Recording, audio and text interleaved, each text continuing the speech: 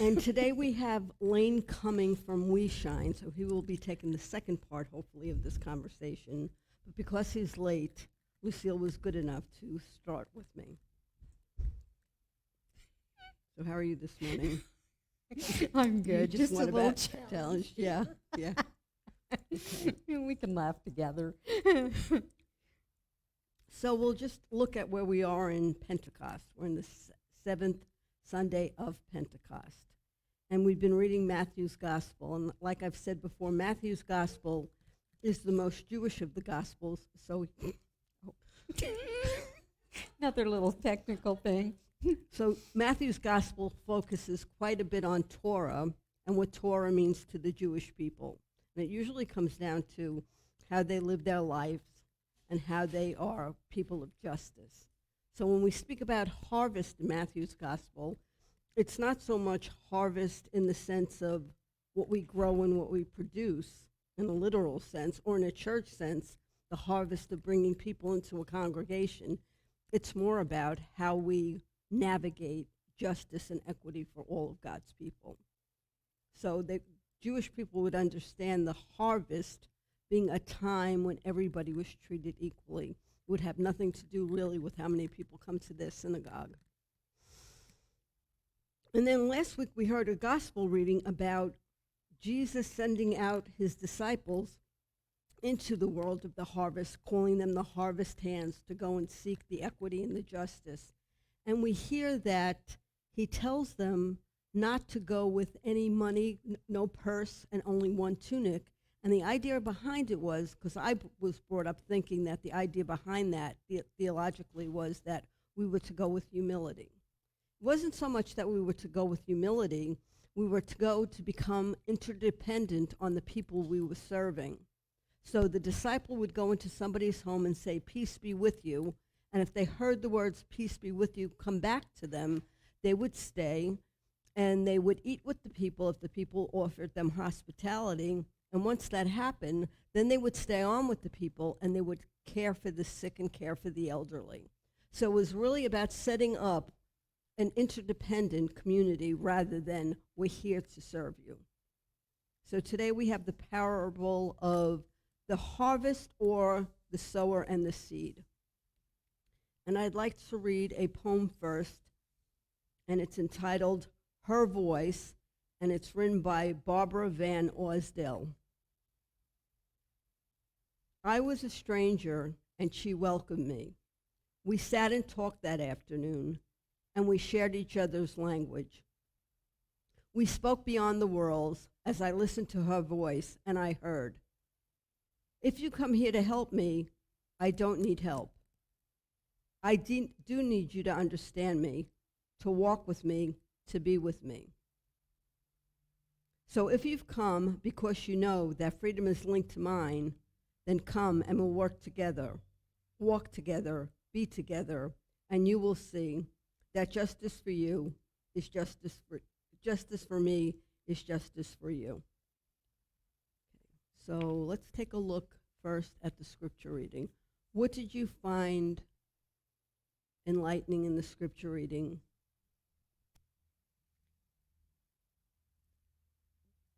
Well, I think for one thing, planting of the seeds and those that expect some harvest or that, or seeds, or if you work at it together and do something together, Mm-hmm. and not depend on those seeds to just do their own thing, but we can all learn Mm-hmm. from one another. And if we're in it together, then that harvest will come. Yeah, I found it, I love the notion of planting and growing because I like to farm myself, but the more I've read it, the more I've seen that it sets up a place like if the seed should fall on gravel, right, it will not grow.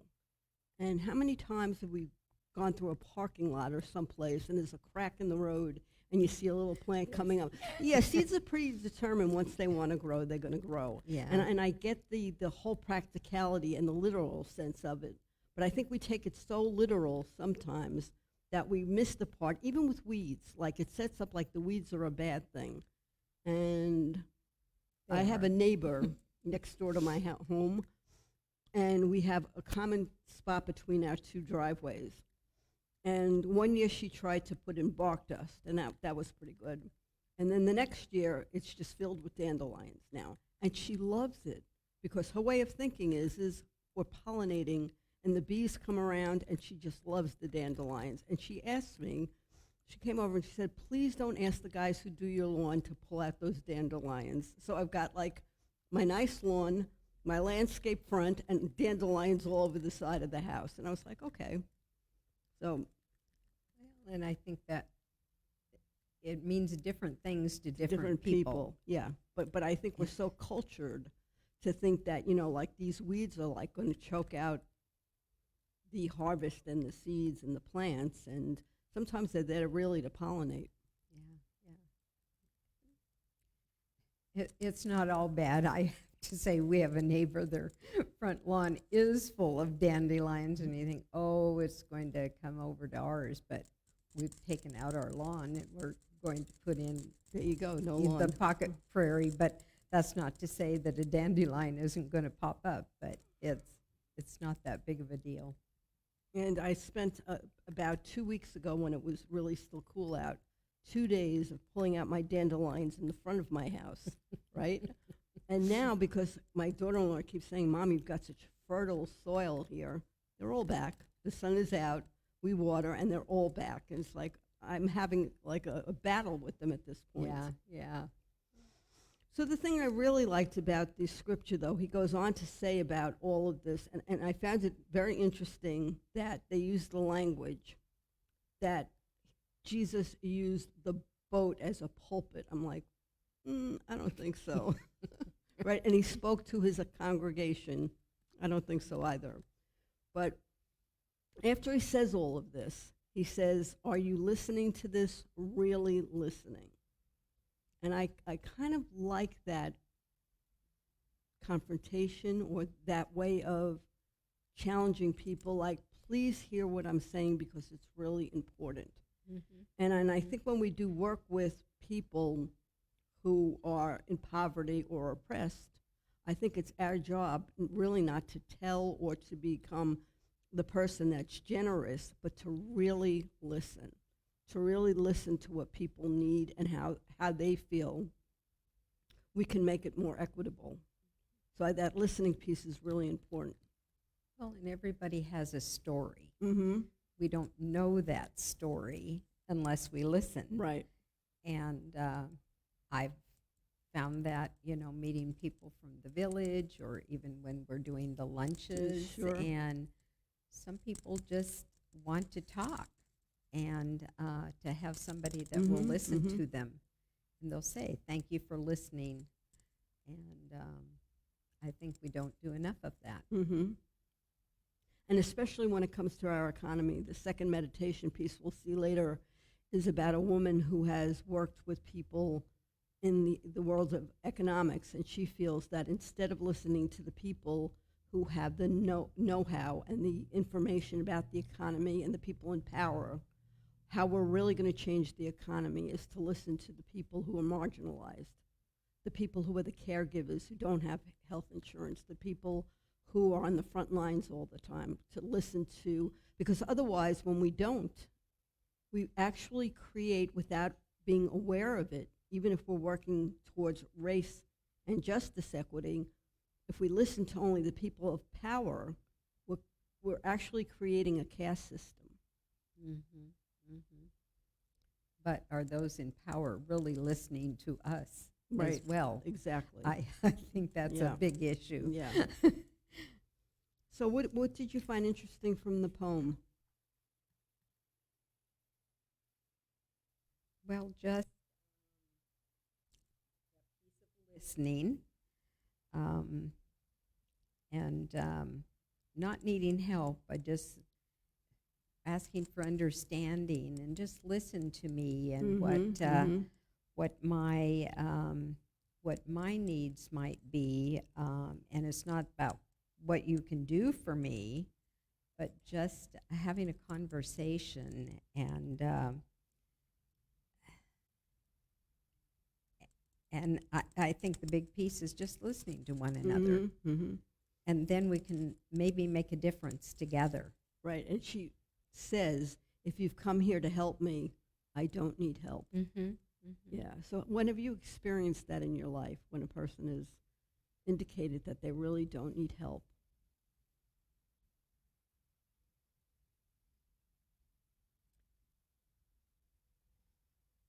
I don't, well, I'm one of those independent people. No, I don't need help. I can do it myself. But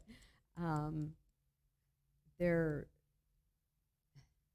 people might say they don't need help, but sometimes it's just an ear or a shoulder to cry on. Our friends just left this morning to go back to their home in Texas, and her comment last night is not that we did a lot for them, but we gave them, space in our home and come and go as they needed to. And she said, I just feel safe here. It's a place that I can come back to, and I don't have to think about things that might have happened, because there's a lot of family stuff going on with her mother and the rest of the family. But that they come back, and because just talk. She says, I might cry. Well, cry. It's fine. Just being with her. Yeah. So I think when we offer people help, we kind of set up a way of them not realizing that they have the power within themselves to be strong enough or capable enough to do something. And I think by just sitting and listening is a way to say, I'm here if you need me, but I'm still here with you, walking with you through the path. You're not alone in this. But eventually people who navigate that place of not wanting the help will find that they have the power within themselves to make the change they need to make if they need to change. I didn't solve anything for her, but just being able to express her feelings, and that maybe she couldn't express to family, and so no worries. I mean, I'm here. Great. Go ahead. Yeah, and it also says that your freedom is linked to mine. How do you understand that? Well, there's all kinds of freedom as well. Freedoms to express ourselves, or to work for equity, and try to help others get that same equity, or the freedoms maybe that they don't have. I have the freedom to go out and get in my car every day, or to go here or there to do things, and somebody that doesn't have transportation, let me help you, or like our villagers, if they need something, It's where the starting point is. You start with that, and it's not that I'm going to do that for you, but let me help you navigate that. Right, and I was listening to something on the radio the other day, and they said, it's really all well and good that we give, like, food stamps, or we want to give money for people to buy food, but so many of our people in poverty live in a place that I would call food deserts. They have to travel like 30 or 40 minutes to be able to even use the money to buy the food. And I never thought of that. Yeah. And I think that is a problem, even with, snow cap. A lot of people can't get to that facility to get food or clothing, but we have food box deliveries several times during the month. So there are ways to navigate some of that, and that's it's a sense of a freedom as well. And it's also about freedom of time, right? I have the time you to have do that. be I able to want help, do right? that. But a mother who's working with 6 kids, or a father that's raising children and working at the same time, really doesn't have that time freedom. To me, that's very satisfying that I do have that time to do that and can give of that. But it's so rewarding to hear people, we're so thankful. Well, do you need an extra bread or an extra bag of apples? And they're thrilled. So it's so much we take for granted. Mm-hmm. It's very rewarding. Yeah, and to that's me. one thing I think we think in our culture that we never really stop to think about how much our time is not free. We want to make sure we're busy all the time, or, if we have free time, how are we going to use it to be efficient or to work more or to do this more? But that whole notion of freedom of time is very important, even when it comes to sowing seeds, the freedom of time, right? Yeah. It's all connected. Mm-hmm. So did you learn anything about this passage when you were in church as a child or young adult? Well, quite honestly, we didn't go to church as I was growing up. Okay. And it's not that we didn't believe. I would go to church once in a while with my grandmother. But I think that even though we didn't go to church, I think growing up I was taught to care for others. I mean, I saw that in my own parents, to care for their aging parents and to do something good, lend a hand. So in a sense, that's kind of sowing some seeds. Yeah. Yeah, we sow seeds in a variety in of ways. a variety of ways. Yeah. And I was involved in a youth group when I was in high school, and just having some bonding with other kids my age was a good thing, but we really didn't start attending church until our kids were born, and our daughter said, I want to go to that church. So Okay. that's kind of how that got started. Yeah, But it's not that we didn't believe. And my grandmother, when I was real young, she bought my brother and I a Bible, and well, she was a Christian Scientist, so Eddie's book was in there as well. So there was some foundation there, but not so much with the biblical stories. Yeah. Because there's a certain way to read this about what you want to be like. You don't want to be like the weeds, and you don't want to toss it on the gravel. You want to plant just the correct way. And that's kind of the standard way we were taught about that passage. Yeah. And how about the last question for you, Lucille, because I see we do have Lane here, so. Okay. Hi, Lane. What did you see in Vincent van Gogh's illustration of the harvest? I thought it was very interesting. Well, it looks like the sun is coming up, and the wheat fields are in the back. They're going to be ready to be sown, and the farmer out there. It looks like he's But just it taking looks off, like though, he's, right? yeah, he's in a hurry. maybe it's getting hot. In a hurry to get out of there. And it looks, Yeah. to me, it says like, we've got it covered. Nature's really got it covered. Exactly. You've got the sun, you've got the little house in the back, you've got all that wheat in the field, and he's walking through something. You really can't make out what that I is was in the going to blue. say maybe that's the gravel, but there's a pathway along the. And he's not walking on the pathway. No, So, So I don't know. And the enlarged picture seems to indicate that he has some like little bag on the side of his hip. And maybe that's where he's picked up The some seeds? harvest, or Oh. maybe that's where the seed is coming from, and he's just walking and throwing the seed. Yeah. Possibly, yeah. But the most important aspect of it, I think, what catches your attention immediately is the sun, right? Yeah. Yeah.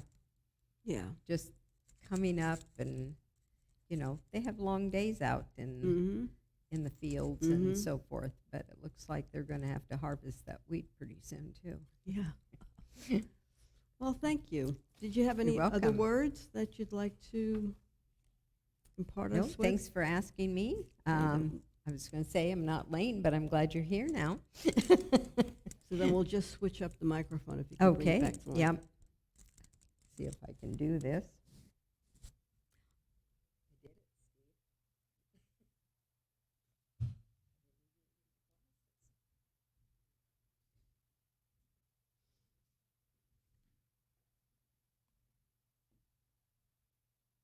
Sorry I'm late, everybody. That's okay. How are you today, Lane? I'm doing all right. Yeah? Yeah. Long week for you. Sorry. It was a long week for you? Long week. Yeah. Honestly, part of the reason that I'm late today, which is going to be a surprise to you, but I had a relapse on, I work in the village up here. I help people. I've helped people for years. I had a relapse myself a few months ago, so I'm in treatment again. And so I'm taking this medication that just makes me just sleep and sleep and sleep. And, my supervisor, she knows this, so it's not a surprise to her. So that's something I'm dealing with. Thanks for sharing that. Mm-hmm. So can you give us a little bit of a background, like where you came from, like where you were born and... Yeah. So I was born in San Jose, California, to a great family. I had a really good childhood growing up. My parents were decent.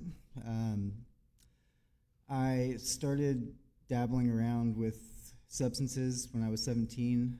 I was a senior in high school, and something about it just stuck with me. I went from being a straight A and B student my whole life to basically failing everything. I almost didn't graduate high school.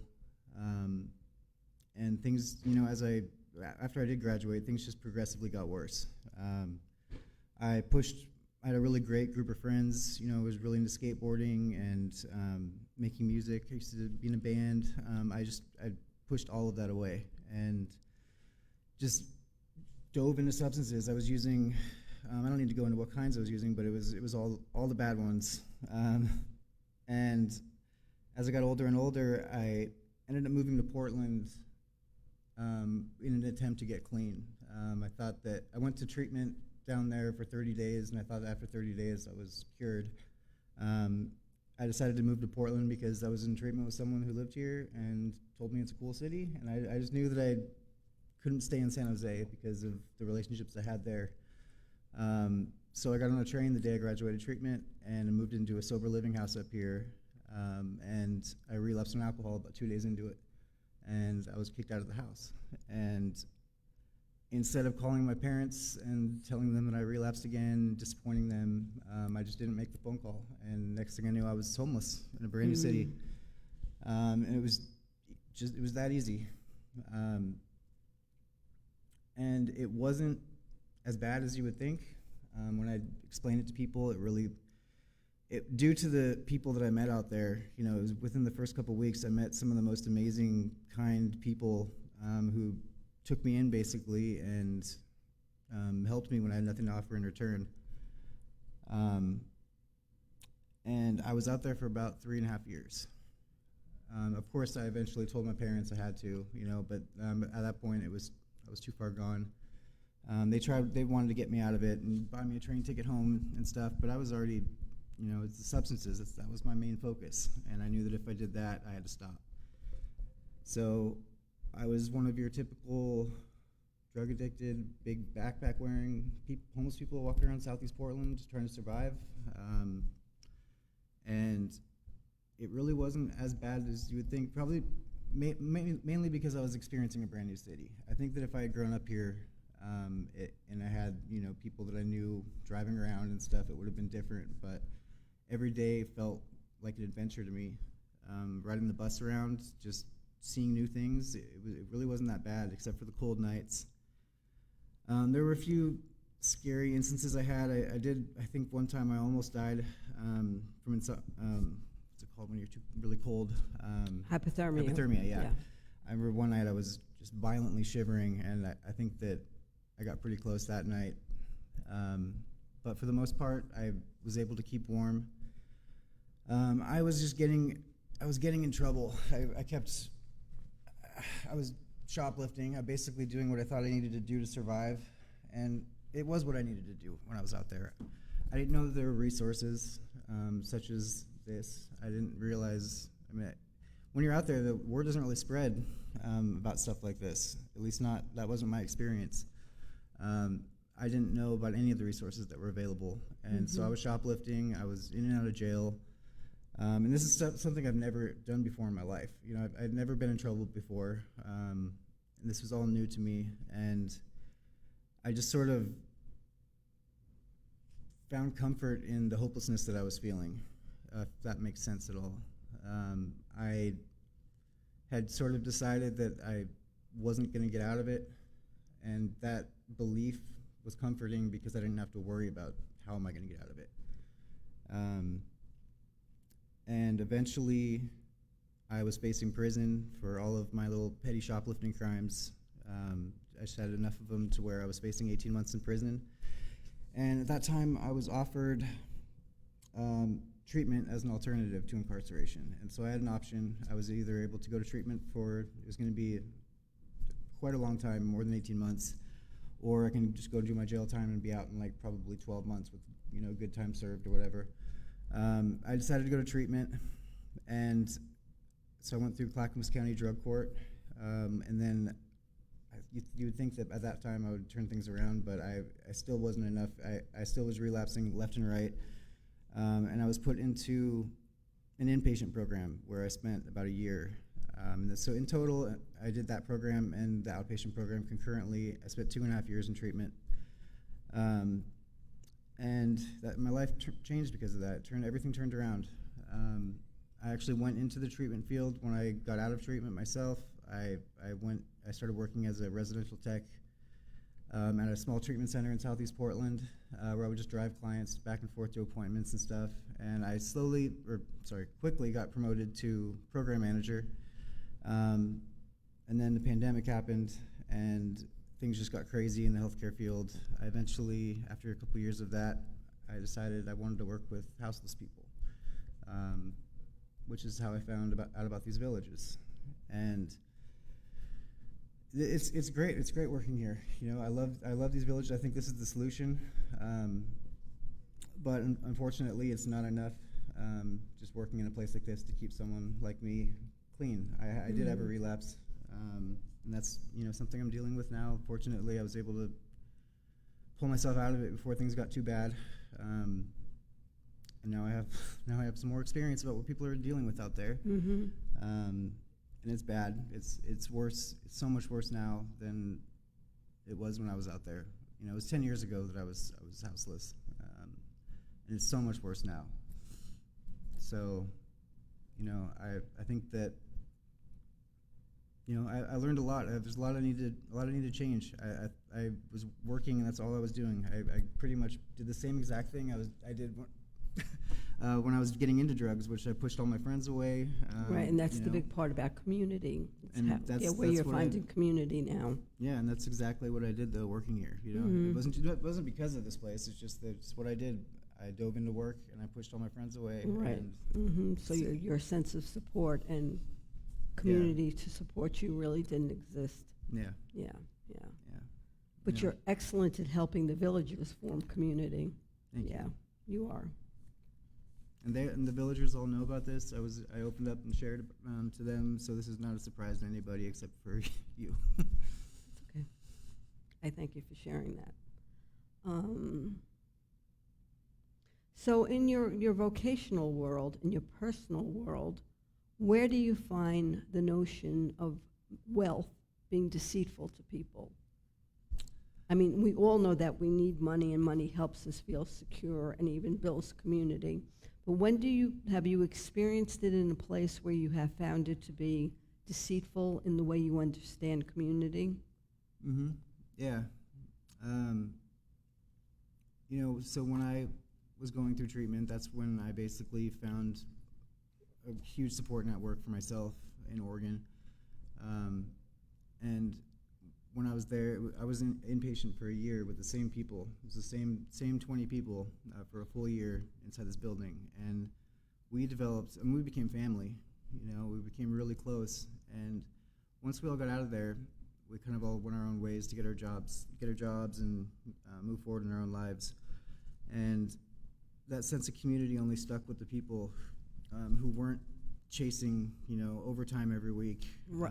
So they were putting the job and making more money over community. Yeah. So you lost that, they would lose that support system. Yeah, and I think that's a big part of it.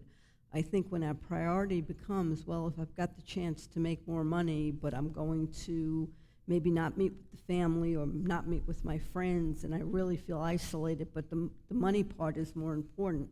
I think that's where we find the real deceit. It's not in the fact that money in and of itself is deceitful. It's what we're doing to make the money and what we're not doing because of it, right? Yep. Yeah. Exactly. Yeah. And how do you experiencing the notion of listening to people being an act of justice? Act of justice. Well, I mean, you're never going to understand someone unless you actually listen, and that's, you have to put aside your own stuff if you're actually going to really listen. Your own judgments, your own experiences.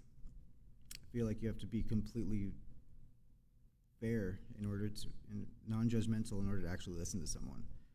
And isn't that sort of like the definition of justice, being non-judgmental, or is it the opposite? It could be both, I think. It really be both. But what's so special about this moment is I'm hoping that we've listened to you, and I'm hoping that it's an act of justice in the fact it frees you from like having this cloud over yourself. And when we do that for each other and we accept the listening part, we know that people can relapse. They can come back and be a vital part of community. And it's not that we are here to help you and tell you how to do it. It's your journey. Yeah. Yeah, I found that, I have no problem sharing with people anything about myself. I spent enough years when I was actually houseless being ashamed. That was a big part of being houseless is shame part, feeling shame. Yeah. I would do anything I could to not look like I was houseless. Mm-hmm. And that included going and stealing brand new clothes and wearing button-up shirts and hiding my backpack wherever I could hide it so that I wasn't wearing it. And I'm done like hiding. That was just all hiding what I was going through, and it was just all fake. Yeah. And I thank you for that, because I think it's in the vulnerability is where real community happens. When we're trying to put on that facade of like we fit in and we can come into church and we can look like really good church people, and we're breaking up inside, and that's kind of where we're playing a game rather than truly being in community. Mm-hmm. And that's, I think, the beautiful thing I see over at the micro-villages is that there's a real sense of community in the fact that, you've weathered each other's storms. It's not like it's in spite of the storm. It's you've supported each other when you've had relapses or somebody's asked to leave or a new person comes in and there are new challenges.